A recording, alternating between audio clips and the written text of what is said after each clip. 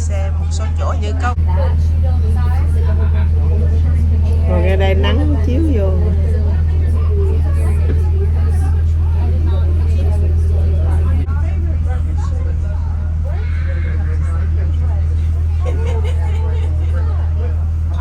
Người đã lên xe đông đủ rồi, chuẩn bị khởi hành. Đây chỉ có 2 người Việt Nam rồi, còn lại Mỹ không.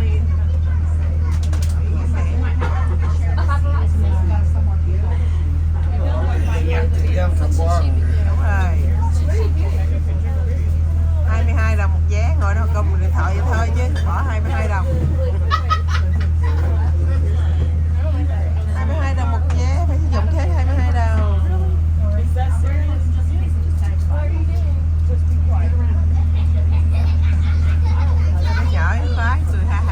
My name is Dina. I will be your tour guide today. How y'all doing? Good. Okay, awesome. This is our JFK trolley tour. Now, there are a lot of theories in and around and about the JFK assassination, and you know, I like talking about conspiracy theories, but if we went into those, this trolley tour, it would take like a week, right? So we're not going to go into those. I'm going to be taking you back into 1963 for the next hour. Now, were there any cell phones back then? No. So if you could take your cell phones, put them on silent or vibrate for me, because if a cell phone rings, it takes us out of that 1963. Is November 22nd, 1963. Now there is a common misconception about Disney Plaza Từ here. năm A lot of people 1963. think it was built as a way to honor John F. Kennedy after his assassination. That's actually not true. Disney Plaza started being planned in 1930 as a grand welcome to Dallas. At the time, Kennedy was only 13 years old, so he was a little too young to be a U.S. president yet. It was all finished in 1940, so everything that's there was there when President Kennedy came through. After the assassination, for decades, there was discussion back and forth about whether or not President Kennedy went on television. Nhưng mà nó canh chính xác dữ vậy. Broadcast. Ồ, cái chỗ này đẹp quá. Nó giống như cái trái lựu đạn vậy. Good evening, my fellow citizens. Chỗ quảng trường này đẹp quá ha. Cái cỏ này cỏ giả nè. Has maintained the closest surveillance of the Soviet military buildup on the island of Cuba. Within the past week, unmistakable evidence has established the fact that a series of offensive missile sites is now in preparation on that Đường xá xấu á. It shall be the policy of this Con gì vậy? to regard Bò any hả? nuclear missile Bò tót á. launched from Cuba against any nation Đâu bò rồi đó. as an attack Đàn by bò. the Soviet Union on the Bò nó United xách States, á. requiring a full retaliatory response upon the Soviet Union. Chỗ này chạy xe tới đây được nè. In 1963 here Xíu in chạy xe America, tới đó chụp hình schools được á. all across the nation routinely have bomb drills for their students. American homeowners were building underground bomb shelters as fast as Chỗ they đó could quẹt build. chạy thẳng rồi tới ngay cái độ đó cho đậu xe được. President Kennedy gave that broadcast in October of 1962. He told Americans that the world might be coming to an end. And on the morning of November 22nd, 1963, President Kennedy gave a speech outside the Hotel Texas in Fort Worth, and it was raining. But by the time the president landed in Dallas, the skies had cleared. It was a beautiful day, 68 degrees, and the weather determined if they were going to use the bulletproof bubble on the back of the limousine. President Kennedy flew in Air Force One from Carswell Air Force Base in Fort Worth, and he landed at Dallas Love Field at 11:40 in the morning. The motorcade cars are Kennedy Blue, Lincoln Continental convertible limousines, and in the first car is the President of the United States, John F. Kennedy, and his wife, Jackie. Also in the first car is the Governor of Texas, John Connally, and his wife, Nellie. But folks, Governor Connally, he is sitting ahead of the President in a jump seat that sets 3 inches lower and 6 inches to the left of the President. And that is a very important detail. And 2 cars behind is the Vice President of the United States, Lyndon Baines Johnson, LBJ. So folks, 50 years ago, the President and the Vice President would travel together. They do not do that anymore. So folks, just Đó, before the Texas nào, trip, hồi Governor đó John là Connally says to President Kennedy, ông tổng thống ngồi Mr. President, I don't think phó you tổng should thống come họ down sao? and do a stop in 5 cities. Cho nên You kể từ just đó can't tới bây come giờ down to là Texas không and bao giờ ask tổng people thống for their money. thống đi. So why don't we just throw you Cùng với a nhau really hết. big fundraiser in the capital, Austin? You'll make more money doing that than you will doing 5 small ones. But the Kennedys were very insistent, so it was set to go to Texas in November, to San Antonio, Houston, Fort Worth, Dallas, and then Austin. Presidential motorcades are planned for every one of those cities. And President Kennedy did do motorcades in San Antonio, and in Houston, and in Fort Worth. But the motorcade here in Dallas, it was different. Because see, folks, they haven't finalized all their plans. They don't know where they're going to have a fundraiser here in Dallas. Ông bay tới The đây, presidential xong motorcade rồi in ông lên Dallas chiếc was xe. not finalized Thời until tiết thì just cỡ 60 mấy độ, 4 days trời rất là before. đẹp. Ổng ở trên chiếc xe đầu tiên. Mà sau ổng là chiếc xe của phó tổng thống. Cho nên kể từ đó không bao giờ tổng thống có phó tổng thống đi. Now, folks, any of you guys know Cùng nhau why hết. Jackie Kennedy was on this Texas trip? Chứ không có nên bỏ hết trứng cho mình. You know, a lot of people at this point will say, "Shop, please stop and shake our hands." Well, folks, JFK was the kind of president, he wanted to be seen by everyone. So he said, driver, pull over. And he shook those people's hands. It was a group of Catholic nuns and a group of school children. Để xe nè. Now, folks, right here's where they made their turn coming up here on Main Street. And I want you to do the Right, best Main- job that you can Main do. Once Street. I make this left-hand turn, look all the way down. Lean into the aisles if you need to. I'm going to set this scene for you. November 22nd, 1963. 15,000 people. A mob on both sides of the street. Every single window in downtown has a face looking out of it. Folks, presidents didn't come to Texas. But here was John F. Kennedy and his wife coming right down Main Street of Dallas. Đi The đường này nè. nearest parking spot Ổng với bà was vợ đi đường này. 15 blocks away. And the Dallas police did the very best job they could do. They're at every intersection. And they're dispersed throughout this massive mob. But folks, this was bigger than the Macy's Thanksgiving Day Parade. This was more electric than a Beatles concert. The people in Dallas went crazy. They came down here hoping, pleading, begging, just to get eye contact or a glimpse of the President and the First Lady. And every time President Kennedy waves, that big mob of people push against the police line and they come into this street, slowing the presidential cars down. But folks, had you been here Friday, November 22nd, right here on Main Street, and if you wanted to shoot and kill the President of the United States, it would have been easy to do. He's in a convertible in a mob of people in a high-rise city going about as fast as we're going right now.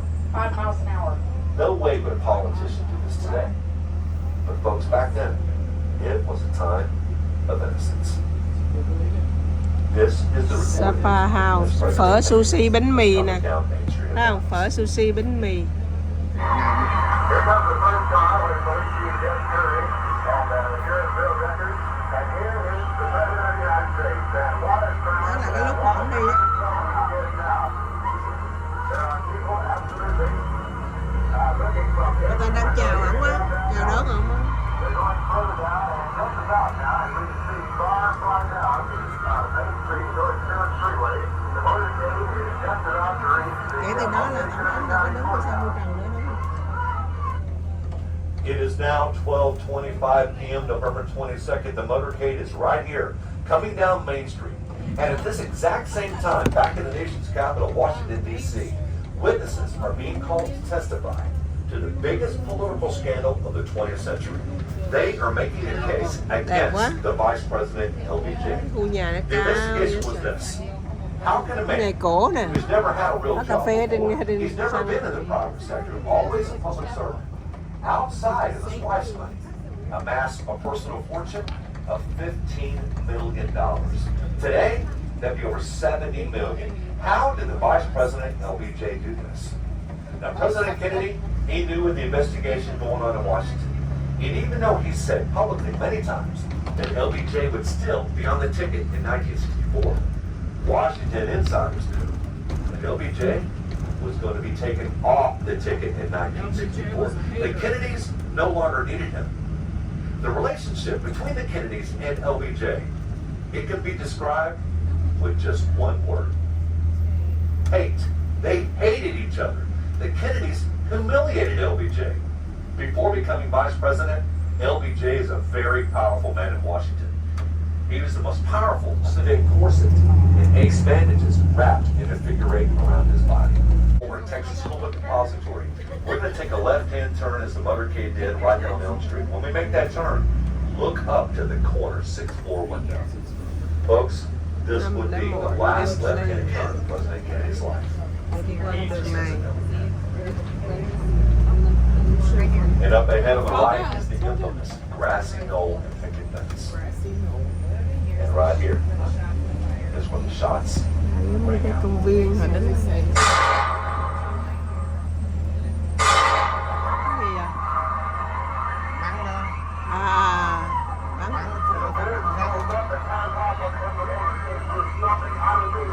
khúc nào, khúc men gì đây, phải khúc này hả? Ngay đây luôn hả? Ồ, bắn ngay đây, bắn từ cái tòa nhà đó đó, tòa nhà đỏ đỏ hồi nãy đó, bắn xuống, bắn từ cái tòa nhà này nè, đó, từ cái tòa nhà đó nó bắn xuống, ổng đi tới đây rồi bắn xuống. Đây bây giờ để thành nó quảng trường tưởng niệm ở chỗ này đó. Đó, ngay đây, bắn ổng từ trên kia bắn xuống, canh tới đây là bắn. The president's motorcade picks up speed and rushes President Kennedy to Parkland Hospital, 3.5 miles north of 35 in that direction. Dealey Plaza is now in confusion and chaos. The police storm up the Texas School Book Depository building because witnesses have seen the shooter up on the 6th floor. The police search the building floor by floor, and the patrolman, Marion Baker, he sees a white male in the lunchroom on the 2nd floor, and that white male is very calm. The superintendent was Đàn ông da trắng ở cái tầng thứ nhì. That man standing there, he's okay. He's an employee. The name of that employee is Lee Harvey Oswald. The president was shot at 12:30 p.m. And at 12:33 p.m., just 3 minutes after, Lee Harvey Oswald exits the building of the School Book Depository and he boards a city bus. He didn't ride the city bus long, it gets caught up in traffic. Then Oswald, he said he will never forget the look on Oswald's face. He said it was a smirk, almost a smile. Domingo Benavidez and Temple Bowling, these two men are eyewitnesses to this murder. They check to see that Officer Tippett is dead. Temple Bowling then gets into Officer Tippett's police car and calls in on his radio to dispatch. Her name is Julia Postal. She's standing out front here. Watch not a police car is working. Ban đầu So she thời khai doesn't see sinh á, Oswald. But who do nhìn you nó think nghèo does? nàn cái đó. Johnny Brewer, that's right. Johnny Brewer says this Paul's a very suspicious man went in. I don't think he'd be particularly used all police. Đúng rồi. Folks, the police are here pretty quickly. Với lại cái câu chuyện là họ kể mà, cái câu chuyện họ nói luôn từ đầu đến He cuối. runs up to the balcony and says we're back out and try to hide. So he Rồi nó opens the nghề như doors vậy, to bao the giờ light. nó phát triển như vậy đó. Rồi phát triển ở chỗ khác chứ nó không Then có đập cái Sergeant này Bill xuống mà hears a xây scuffle lên. break out Nó vẫn giữ cái phố downstairs. cũ It ở takes đây. 7 Dallas policemen to restrain Oswald. They find his .38 caliber Smith & Wesson on this person, and boy do they ever. Because folks, Oswald has it in his hand with the hammer cocked, and the barrel of that gun is in the stomach of another. The arrest at the Texas Theater happened at 1:50 p.m., an hour and 20 minutes after the shooting of the president, and a little more than a half hour since the shooting of Officer J.D. Folks, you know that police are very protective of their own, do you not? Well, folks, upon hearing this news so quickly, they had the Tippett suspect in custody.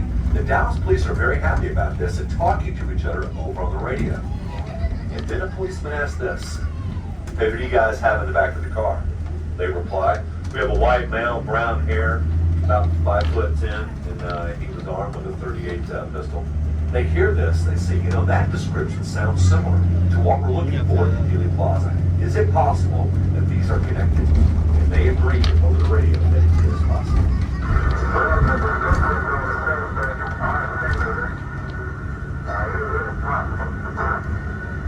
Back down at Dealey Plaza, the Dallas police have fingerprints would not become important again for another 30 years. The technology in 1963 really wasn't very good, but 30 years later, technology's gotten a lot better. They can tell things like DNA, and they can certainly tell identification of partial fingerprint photos. 18 points of identification, 30 years later. A 100% match on those fingerprints for Lee Harvey Oswald.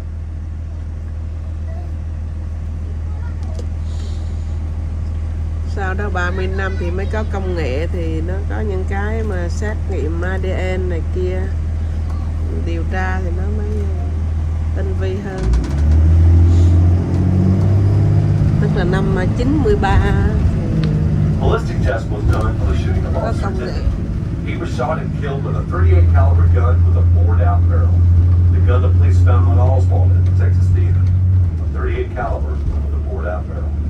We're coming up on the rooming house again. It's going to be on the right side of Charlie this time. I want to show you Lee Harvey Oswald's room. What you're going to want to do is look in between the two houses on the left side. You're going to see an air conditioner box sticking out of a window. The windows to the left of that air Đó conditioner, là cái viện bảo tàng á, right there, is where Lee Harvey Oswald slept. gìn giữ mấy cái And folks, he rented that just weeks hai before, căn nhà bên trái. and his rent was $8 a week. For clarification, it's the group of 4 windows. That is where Oswald's room was. Now, who here would like to pay only $8 a week in rent? It didn't even get you much, not even back then. I actually saw a picture of Oswald's room and it was very tiny. There was only enough space for a cot and a small Cái phòng trunk. nó nhỏ lắm, nhà nhỏ, Remember how phòng it nhỏ. said there were 16 rooms for rent in there? I'm thinking maybe nhà they đó mà subdivided 16 the phòng. rooms to get that many spaces to rent. That's why his room was so small. 8 đồng Either một that or they were tuần. renting out the restrooms as Ở đó well. trả 8 đồng một tuần.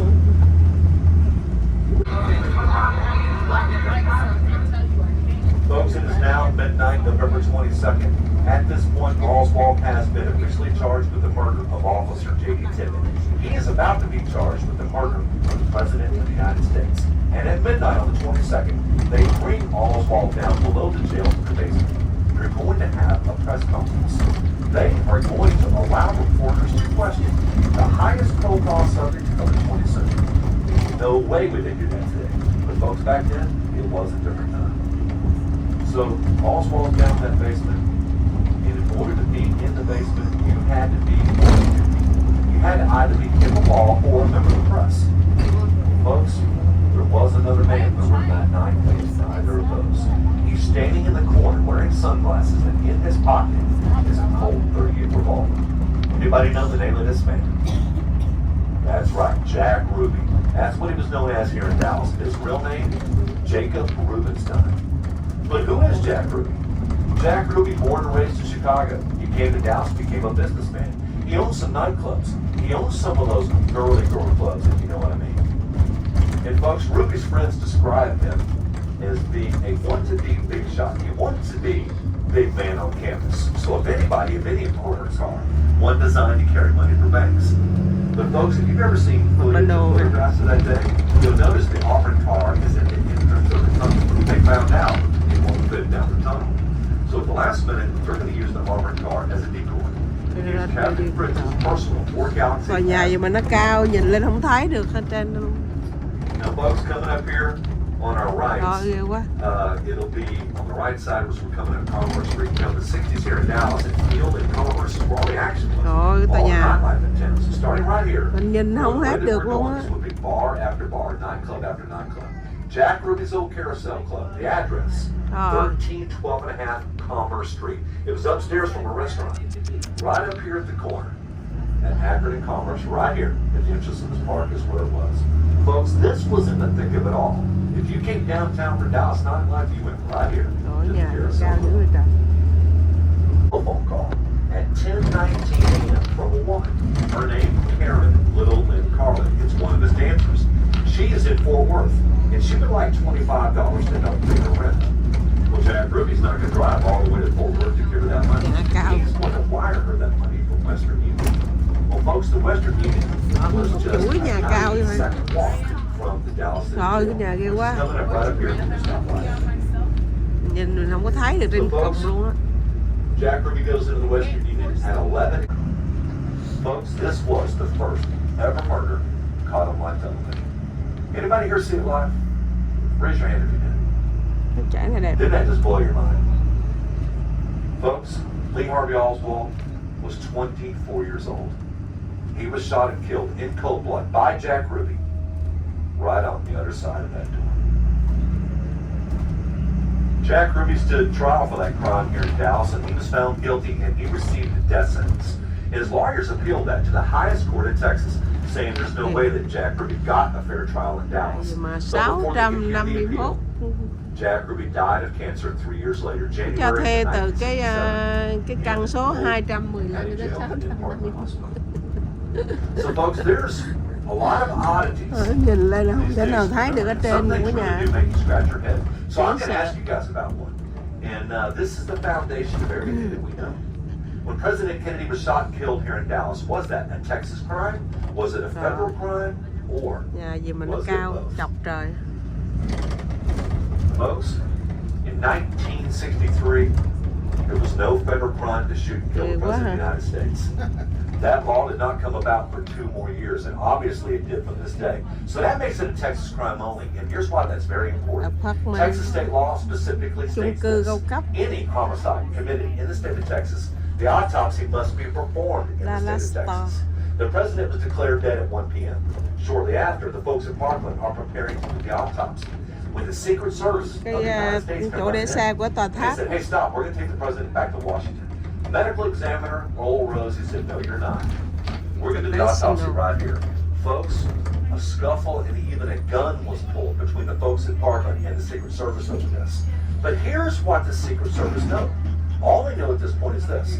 President Kennedy has been shot and killed. Governor Connolly has been shot. Toàn He lớn might quá. die. They have to protect LBJ. Chick-fil-A mà nó Is bán ở cái LBJ chỗ mặt you're bằng getting này on Air Force One? sang We're dễ getting sợ. out of Dallas right now. Let's go. Let's get out of here.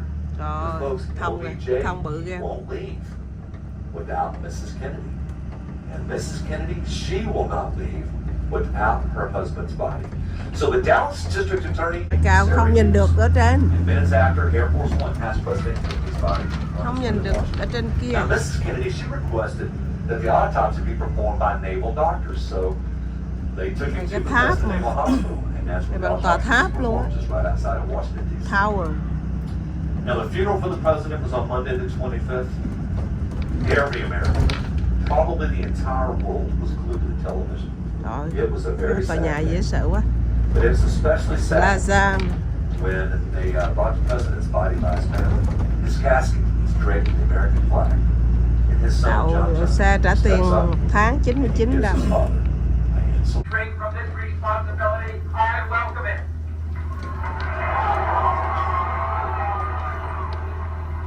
I do not believe that any of us would exchange places with any other people or any other generation. The energy, the faith, Rồi, the tới devotion nơi. which we bring to this endeavor Về tới bến Ninh Kiều thấy chàng đợi người. and the glow from that fire can truly light the world. And so, my fellow Americans, as Rồi đã tới nơi, xuống xe. Giờ mới nghe câu là đừng hỏi đất nước đã làm gì cho bạn, và hãy hỏi bạn đã làm gì cho đất nước, là câu của ông Kennedy. Thank you. Happy New Year.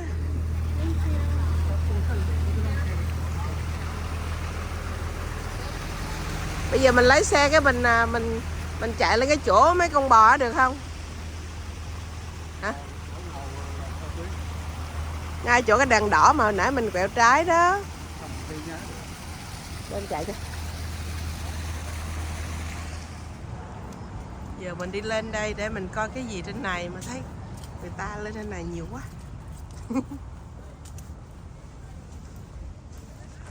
Ta cũng đi chơi chụp hình. Ở đây có nhiều cái lá phong, lá chi ba cánh nó rụng quá trời. Thế bà già cũng đi rồi chụp con cháu chụp hình cho thôi.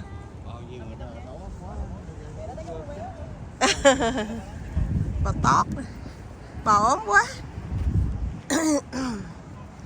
Người ta quá trời, ta chụp hình với bò. Dưới kia kìa, một đàn bò dưới kia luôn. Ba cái ông câu bộ chạy xế cái này, cái chăn bò này. Đúng rồi. Chói mắt quá. Ủa mình đang đứng về quay mặt về hướng Tây nè. Ông kia ông cởi bò ông ngồi ghét chưa. Ở đây cũng bò quá trời, người ta chụp hình với bò. Có cái ông bò, ông đang thui, ông cởi bò. Ông đang thui à. Cởi ngựa. Cái đàn bò ở đây. Ủa ổng đi chăn bò, ông cởi ngựa ông chăn bò hả? Thì ông đi chăn ngựa, chăn bò. Con bò rất sáng đi chăn bò.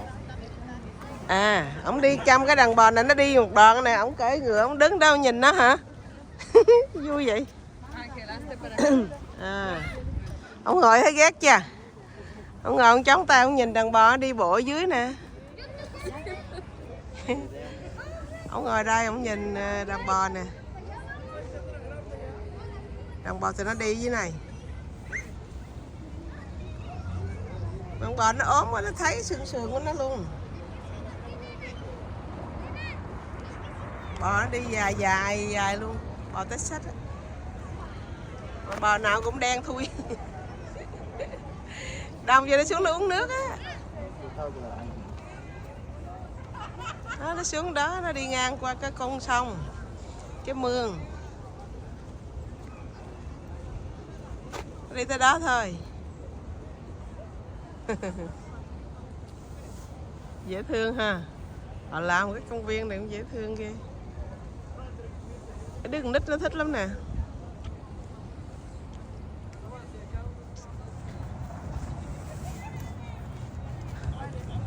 Rồi ở đằng kia có ai trên con ngựa nữa kìa. Đi chăn bò đấy.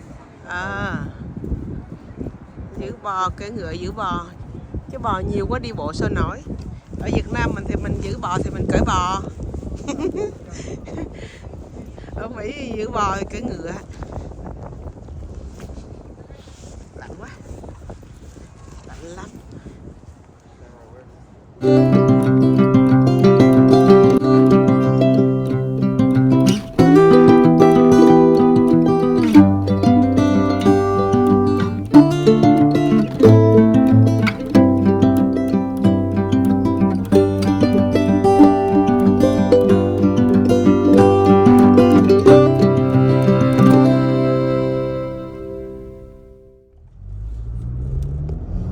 Tạm biệt Dallas, em về Houston đây. Happy New Year Dallas. Rồi bây giờ là 3 giờ. Tổng rời khỏi Dallas về lại Houston.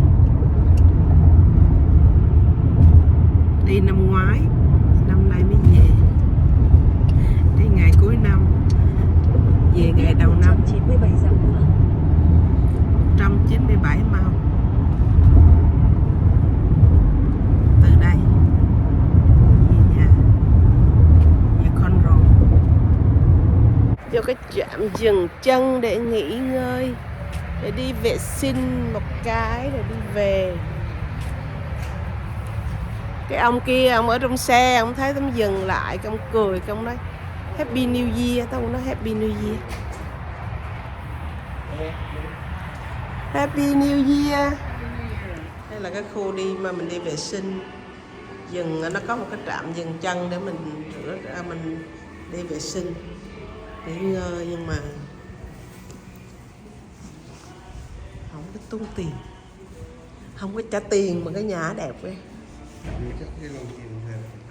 Nhà vệ sinh nó đẹp vậy mà mình đâu có trả tiền gì đâu, mà nó rất lịch sự, mà giấy rồi đầy trong đó luôn ha. Cái này cái giống cái máy bơm nước quá vậy. Cái gì vậy? Cái rồng rọc cái gì ha, giống như cái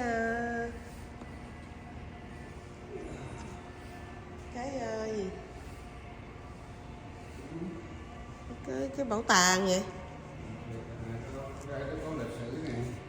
À, Cutting War, chiến tranh gì đây?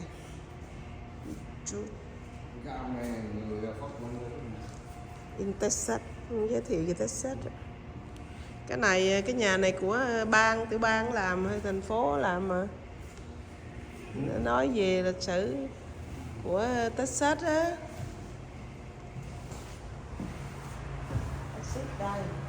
Safety rest area. Texas Department. Cái này của bên giao thông của Texas á, an toàn cho cái khu vực trạm dừng chân nè.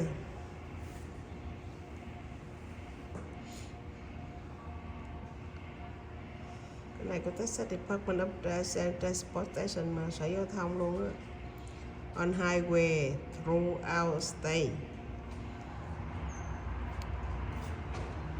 Để cho người tài xế đó nghỉ, dừng giải lao và tiếp tục trở lại để lái xe tiếp. Xây để cho người dân họ dùng, những người đi xuyên bang, những người đi ngang qua đây được dừng nghỉ ngơi rồi đi vệ sinh, có đầy đủ nước, giấy cho xài, có lịch sự luôn. Không thấy cái chỗ nào mà không tốn tiền mà lại sạch sẽ và đẹp như vậy. Chỉ có Mỹ thôi. Chỉ có nước Mỹ yêu dấu thôi.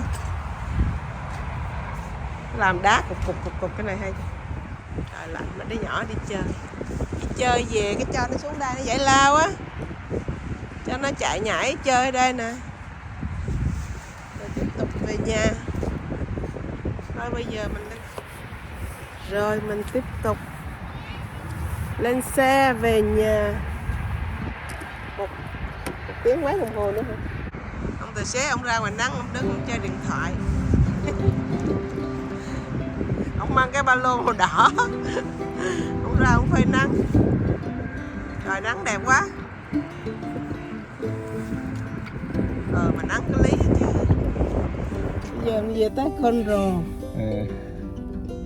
Chiều nay mình đi ăn tiệc năm mới.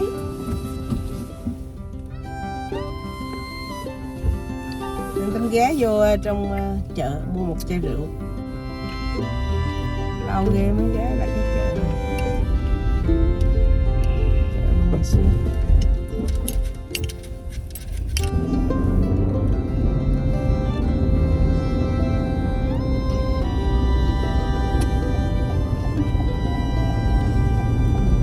Trong xe nó tối quá. Chạy về nhà uống tí.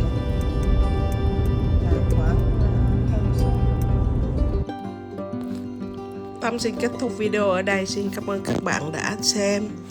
Chúc các bạn một năm mới thật là nhiều bình an và vui vẻ. Xin hẹn gặp lại ở video sau. Bye.